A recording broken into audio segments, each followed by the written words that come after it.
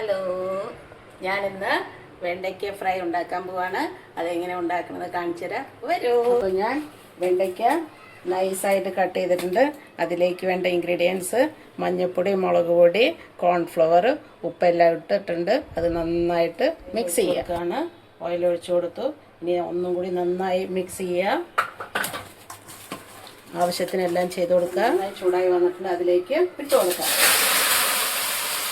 നന്നായിട്ടൊന്ന് ഇളക്കി കൊടുക്കുക കേട്ടോ. അടച്ച് വെച്ച് വേവിക്കുക. 5 മിനിറ്റ് മതിയേ. നമ്മൾ 5 മിനിറ്റ് ആയിട്ടുണ്ട്. തുറന്നു നോക്കട്ടെ.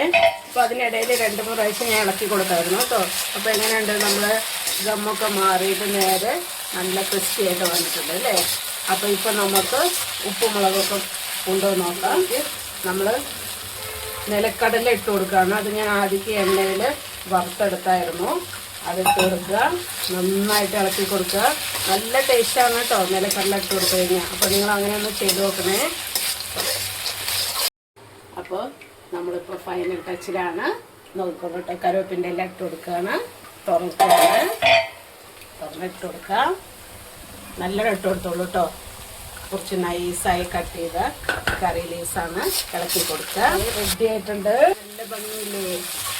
അപ്പോൾ എല്ലാവരും ഉണ്ടാക്കാം, കഴിക്കുക. അപ്പം നമുക്കിത് വേറൊരു പ്ലേറ്റിലേക്ക് മാറ്റിയെടുക്കാം. അപ്പോൾ നമ്മുടെ വെണ്ടയ്ക്ക ഫ്രൈ റെഡി ആയിട്ടുണ്ട്. അപ്പോൾ നല്ല ടേസ്റ്റാണ്, ക്രിസ്പിയാണ് കേട്ടോ. അപ്പോൾ എല്ലാവരും ഉണ്ടാക്കി നോക്കണം. നല്ല ചൂടാണ്. ചൂടോടുകൂടെ ഞാൻ കഴിക്കാൻ പോവാണ്. അപ്പോൾ tata, bye bye, see U.